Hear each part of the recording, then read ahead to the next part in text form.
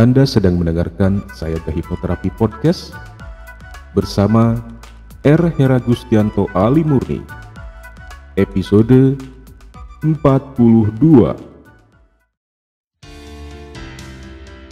Selamat datang di serial audio podcast bersama Sayaga Hipnoterapi, institusi penyedia layanan hipnoterapi dan konseling profesional di Kota Bandung yang membantu penanganan berbagai masalah kesehatan, emosi, dan perilaku yang mengganggu kualitas hidup. Berpijak pada nasihat luhur, eling, waspada, lan Sayaga, serial audio podcast Sayaga Hipnoterapi hadir untuk membantu Anda menata kehidupan yang berkualitas secara fisik, mental, emosional, dan spiritual dengan sikap yang lebih berkesadaran, lebih berwaspada, dan lebih bersiaga. Halo para kawargian Sayaga semua, senang sekali saya Dr. Anto dapat membersamai para kawargian Sayaga di audio podcast kali ini. Seperti biasa, izinkan saya untuk mendoakan para kawargian semua selalu sehat sejahtera, sukses, dan bahagia dimanapun dan kapanpun Anda sedang mendengarkan audio podcast ini. Nah, para kawargian, kali ini saya ingin membawakan sebuah tema yang sepertinya cukup menarik. Para kawargian pasti tentunya sering mendengar kata curhat. Ya, baik kita sendiri yang curhat atau kita dicurhatin oleh orang lain, atau istilahnya kita nih yang banyak menerima curhat. Nah, di episode video podcast sebelumnya bersama Bu Widi, saya sudah membahas bersama Bu Widi tentang bagaimana curhat itu ternyata bisa membunuh kita. Mungkin terlalu lebay ya, tapi minimal ternyata curhat itu juga mempengaruhi kita loh. Nah, karena itu kali ini saya ingin membahas bagaimana curhat orang lain atau bahkan masalah orang lain itu ternyata juga bisa mempengaruhi kondisi kita. Dan bahkan jangan salah, bukan hanya kondisi kita secara psikis, tapi juga sampai ke kondisi fisik kita. Nah, mau tahu bagaimana curhat orang lain dan masalah orang lain bisa mempengaruhi kita sampai ke kondisi fisiknya? Simak terus audio podcast kali ini. Kita semua biasanya pastinya sudah pernah mengalami momen ketika seseorang datang kepada kita untuk berbagi masalah mereka. Bisa saja itu sahabat, anggota keluarga, atau bahkan rekan kerja. Tapi mungkin juga para kawargian sudah pernah merasakan nih, ketika mereka sudah selesai curhat, sudah selesai menyampaikan semua keluh kesahnya, unek-uneknya. Kenapa ya kok kayaknya kita yang jadi lelah, stres, atau bahkan sampai sakit kepala. Nah, penasaran kan kenapa itu terjadi? Yuk kita bahas lebih lanjut. Nah, jadi ternyata secara ilustrasi dulu nih, manusia itu layaknya sebuah spons yang gampang sekali menyerap energi yang itu berupa baik emosional, pikiran dari lingkungan sekitarnya. Ya, contoh paling sederhananya deh. Ketika Anda pergi ke tempat yang suasananya ya katakanlah agak sedih ya mungkin saja bisa pemakaman, bisa katakanlah tempat orang-orang yang memang sedang mengadukan masalahnya. Nah, bagaimana perasaan Anda? Apakah Anda yang mungkin tadinya biasa-biasa saja atau bahkan mungkin lagi bahagia ketika pergi ke tempat-tempat seperti itu di mana penuh kesedihan, penuh beban berat, bagaimana rasanya? Pasti minimal akan berkurang perasaan bahagia atau senang Anda kan?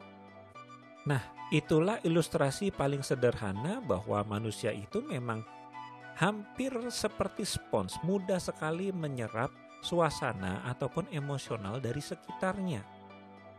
Belum lagi ketika curhat berarti memang ada fokus kita yang ditujukan kepada orang yang curhat, dan begitu pula sebaliknya, orang yang curhat tersebut pastinya juga fokus untuk mencurahkan masalahnya kepada kita. Inilah yang menyebabkan pertukaran tadi, emosional, permasalahan ini kan tentunya akan menjadi lebih intens daripada sekedar ya mungkin kita duduk bersama 4-5 orang lainnya, kemudian ada satu orang menceritakan masalah, ini mungkin tidak terlalu berasa. Tapi kalau ini intens, fokus antara dua orang, satu orang mendengarkan, satu orang menceritakan masalahnya, nah ini tentunya juga berbeda. Dan ternyata hal ini juga terbahas secara psikologi ataupun kalau secara fisik yaitu neurobiologi. Secara psikologi mungkin nanti rekan saya Bu Widi akan membicarakannya. Namun secara fisik atau yang disebut dengan neurobiologi, ternyata ketika kita mendengarkan curhatan seseorang, apalagi ketika kita mendengarkan curhatan yang bersifat suatu masalah, otak kita mengaktifkan area yang sama seperti ketika kita sendiri mengalami emosi tersebut ataupun permasalahan tersebut. Akhirnya karena otak ini tidak bisa membedakan bahwa ini sebetulnya masalah orang lain bukan masalah saya, maka tubuh kita tetap mengaktifkan sistem yang sama ketika kita merasakan adanya masalah. Sistem saraf otonom dan hormon stres seperti kortisol ikut aktif di dalam respon ini. Akibatnya ya kita bisa merasakan dampak fisiknya yaitu kelelahan, sakit kepala, atau bahkan otot kita jadi seperti tegang ketika mendengarkan curhatan atau permasalahan tersebut. Nah tentunya setelah kita tahu hal seperti ini ya kalau kita biarkan terus-menerus maka ya sudah tahu ini masa-masa saja kita juga berada dalam masalah yang berkepanjangan.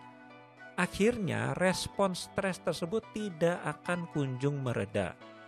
Dan tentunya respon stres berkepanjangan yang tidak kunjung mereda karena walaupun kita tidak punya masalah tapi tadi kita tiap hari diceritain ada masalah A, B, C, D. Walaupun itu bukan masalah kita, ingat kita tetap merespon stres terhadap cerita tersebut.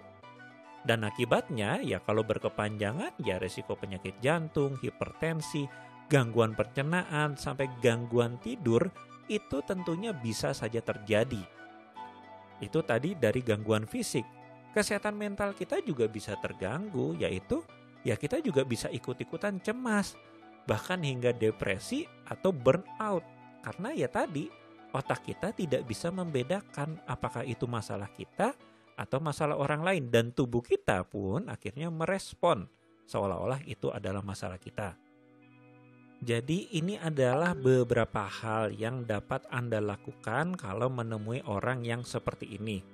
Ingat beberapa waktu lalu kami juga sudah pernah membuat sebuah video tentang di mana curhat ini kadangkala bukan menyelesaikan masalah, justru membuat orang yang terkena masalah tersebut tidak kunjung selesai-selesai masalahnya. Maka pada dasarnya hati-hati ketika kita menjadi tempat curhat bisa jadi kita malah mencelakakan dia.